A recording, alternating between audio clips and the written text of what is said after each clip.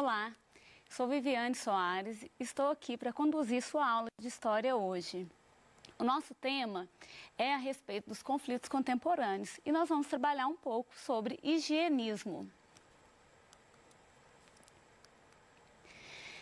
Na aula de hoje, então, vamos compreender um pouco melhor a questão do higienismo no Brasil e pensar a respeito aí das ações do Estado republicano em favor da modernização e os impactos que essa modernização vai trazer para a população, para a sociedade como um todo. Primeiramente, nós vamos conceituar. Quando eu falo em higienismo, eu estou falando de quê? A primeira coisa que nos vem em mente é a questão de limpeza, né? de saúde, de viver bem, de cuidar aí do corpo, né? Mas como que esse termo vai surgir na nossa história e quais as preocupações que vão fazer com que esse termo ou esse conceito aí, o higienismo, ele passe a se tornar uma realidade, uma preocupação das autoridades no Brasil? Então, primeiramente, o termo ele vai surgir aí no século XIX na Europa e o surgimento desse termo ele está bem relacionado com a questão da industrialização. Com o processo de industrialização, as cidades elas vão crescer, né? Um grande número de pessoas vão cada vez mais abandonar as áreas rurais, morar nas cidades. Só que essa mudança para as cidades, ela não acompanha uma reestruturação como um todo, né? As pessoas que vão para a cidade, elas procuram um trabalho, elas querem refazer sua vida, mas elas não vão preparadas para isso. E as cidades também, que estão em processo de crescimento, elas não estão preparadas para receber muita gente.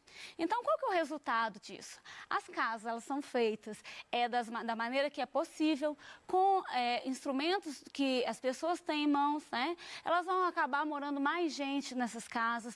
Não há aí um saneamento adequado.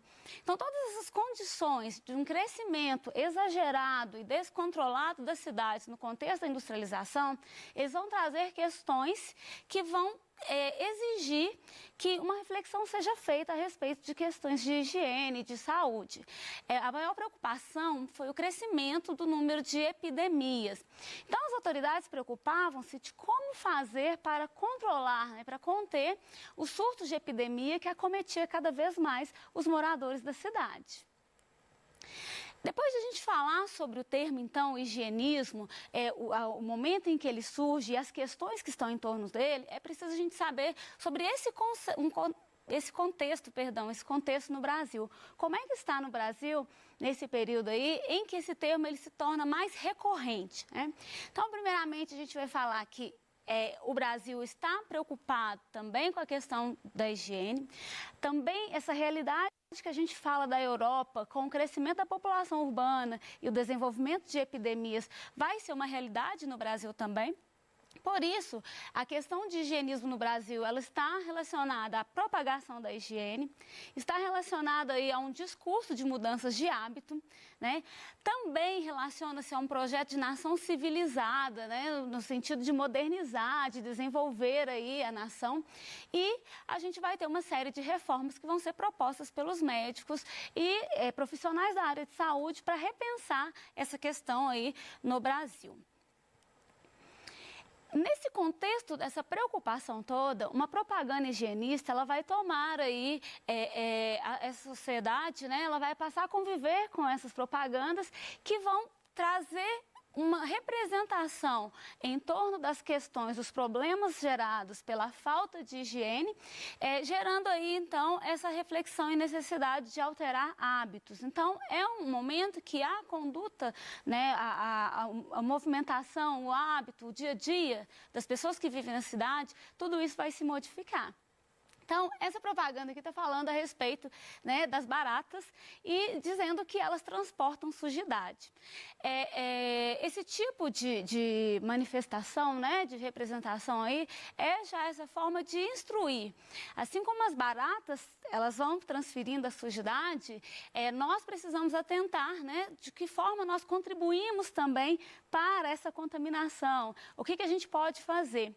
É um tema muito interessante da gente trabalhar nos dias dias atuais, já que em período de pandemia, tendo essa preocupação toda que nós estamos tendo, da maneira como vem crescendo o número de contaminação, a gente recorre aí a estratégias e discursos que são parecidos, que é essa questão de pensar sobre os cuidados que a população deve ter no contato, de lavar as mãos, de usar o álcool, de usar máscaras, que tem feito parte da minha realidade, da sua realidade. Então, são questões que giram em torno do higienismo como uma forma de combate a uma epidemia. No nosso caso atual, a gente fala da pandemia, né, de coronavírus. Então, todas as ideias que nesse contexto elas foram sendo difundidas de progresso, de modernidade no Brasil, porque a gente está falando de um Brasil que está se desenvolvendo, a gente está falando de um período republicano, em que há uma preocupação tanto de consolidar a República no Brasil, tanto de mostrar que o Brasil ele é um país que está modernizando, que acompanha as tendências mundiais, ou melhor, europeias, né? Porque nesse contexto a gente fala da Europa como uma difusora de um ideal de civilização, um modelo a ser seguido. Então, uma preocupação muito grande no Brasil nesse sentido, entender que a gente precisava passar por um processo de modernização. Então, todo esse processo, ele vai gerar em torno aí dessas reflexões, né? A gente fala a questão aí de relacionar a higiene com civilização. E tendo em vista tudo isso, a gente vai dar muita importância a esse discurso e a essa mudança aí de conduta por parte da população. O Brasil, em razão da forma como a questão da epidemia ela crescia, essas questões relacionadas à falta de higiene, de saneamento, de organização, ele acabou recebendo um título, né, um apelido, vamos dizer assim. O Brasil passou a ser chamado de túmulo de estrangeiros. O fato é que muitas pessoas que vinham para cá, ou para passear, ou mesmo a questão de negócios, era muito comum que essas pessoas fossem acometidas de doenças e viessem a falecer também. Então, havia uma preocupação muito grande, porque a imagem que se construiu do Brasil lá fora foi uma imagem de um país que, com relação a essa modernidade que se esperava, essa higienização, essa questão de saúde, ele estaria aí atrasado, né? Então, esse título ele precisava ser desconstruído. E essa desconstrução ela vai gerar a desconstrução de muitas outras coisas. Eu falo até literalmente, porque muitas casas foram destruídas, hábitos, o modo de vida das pessoas foi totalmente alterado em função dessa busca por civilidade, por modernidade e pelo progresso aí. Um dos fatos, então, que chama a atenção é a cidade do Rio de Janeiro e o processo de reconstrução pelo qual ela passa. Foi no governo de Rodrigues Alves que houve aí todo um programa de saneamento do Porto do Rio de Janeiro. Então, há essa preocupação, né, de melhorar a chegada dos estrangeiros, se dava aí pelo Porto. Então, mas essa modificação, ela vai pegar o Rio de Janeiro como um todo, né? Nesse momento, pensava-se associada à questão de saúde, à questão da modernidade, né, em termos físicos, em termos de construção aí, de mostrar que o Rio de Janeiro, ele estava seguindo, então, aquele modelo europeu do qual eu já comentei anteriormente. Aqui a gente tem uma imagem que deixa bem claro para a gente esse processo, né? É uma preocupação aí de transformar as ruas em avenidas mais largas, de trazer aquela ideia de local onde você teria aí uma efervescência cultural maior, a questão de construção aí de praças, de monumentos, toda essa preocupação esteve presente nesse processo. Essa modernização, a busca desse embelezamento, teve uma série de consequências. Ela vai afetar diretamente a vida da sociedade, né? E boa parte da população vai ter que mudar não só os hábitos, mas mudar até o seu lugar onde vivia. Então, uma das frentes que a gente tem é a vacinação, né? Então, o desenvolvimento de um processo aí de vacina em que as pessoas, elas estariam imunizadas a uma série de doenças e essa vacinação, ela foi acompanhada por um processo de reconstrução também, né? E destruição de locais onde eram vistos como alvo para a disseminação dessas doenças. No Rio de Janeiro, nesse contexto, era muito comum a população viver em cortiços. Então, na área central, ela era cheia desses cortiços, que eles são moradias coletivas. Então, os cortiços, muitas vezes, eles abrigavam várias famílias. Eles tinham utilização de algumas áreas, elas eram comuns. Faltava saneamento. E esses cortiços, eles meio que tiravam aí a beleza do centro do Rio de Janeiro. Então, uma das frentes de trabalho foi retirar esses cortiços, né, alterar aí essa imagem desse centro para causar aquela impressão que era o que se buscava.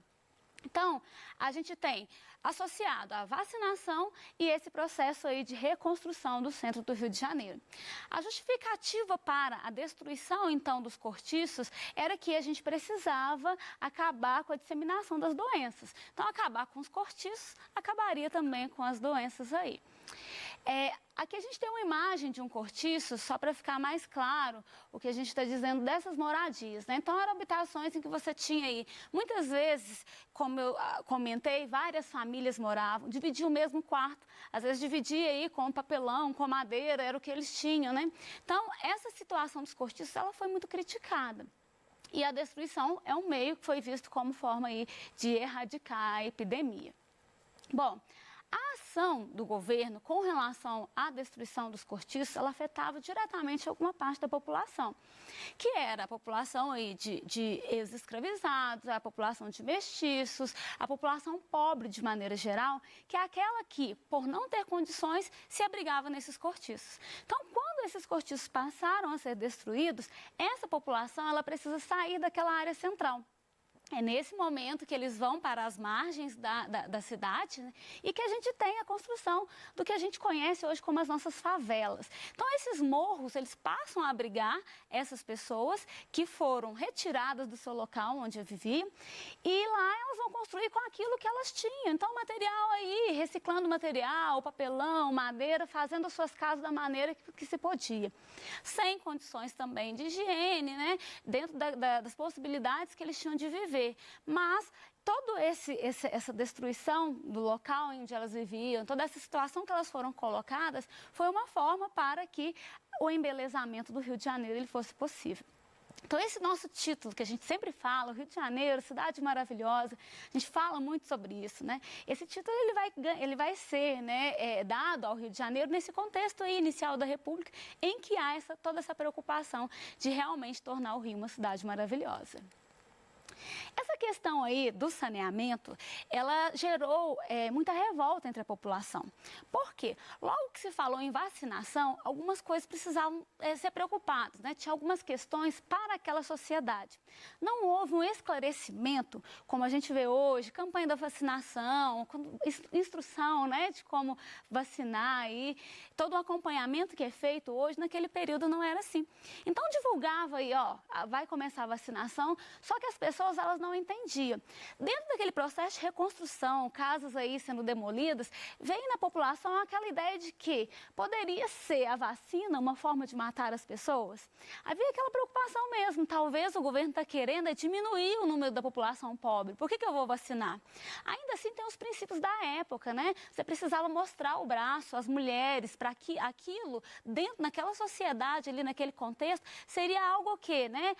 Seria aí fora dos padrões, no sentido de que a mulher estaria mostrando parte do corpo, vamos dizer. E como a população ela não reage bem a essa vacinação, ela é decretada como obrigatória. Então, grupos de profissionais da saúde, com membros do Exército, iam para as casas das pessoas para vacinar. Isso gera uma revolta muito grande, porque a falta de esclarecimento das pessoas, de conhecimento, e o fato de ser uma vacinação arbitrária, ela gera aí uma contestação muito grande, uma preocupação desses moradores. Então, eles começam a rejeitar. Toda essa rejeição, ela vai ter como resultado revoltas no Rio de Janeiro. A gente traz uma charge que ela mostra aí, ela traz a ideia de que essa vacinação como algo que é ruim, como algo que não é bem visto, como algo que é obrigatório. E a sensação, ao olhar o rosto das pessoas, é de desespero, é de medo, de tentando fugir de algo que lhes atinge, mesmo eles tentando, né, eles evitar. Então, como a gente fala, a higiene, ela foi feita à força, né? Aqui a gente tem uma charge que traz o médico Oswaldo Cruz, que é um dos que dá início, né? Que vai trabalhar com essa questão no Rio de Janeiro. Mas esse tipo de uso, né? Dessa representação imagética aí, as charges, são formas de descrever aí o cenário do Rio de Janeiro nesse contexto e a sensação das pessoas. por causa dessa vacinação, gente, de ser arbitrária, as pessoas começam a se revoltar. Então, elas vão começar a atacar o Exército. Esses profissionais da saúde, eles vão ser alvos de ataque também. Não só isso, como bondes, construções vão ser apedrejadas. Isso foi um meio da população, né, demonstrar aí o seu descontentamento. Então, essa revolta fez com que o Rio de Janeiro liberasse uma guerra civil.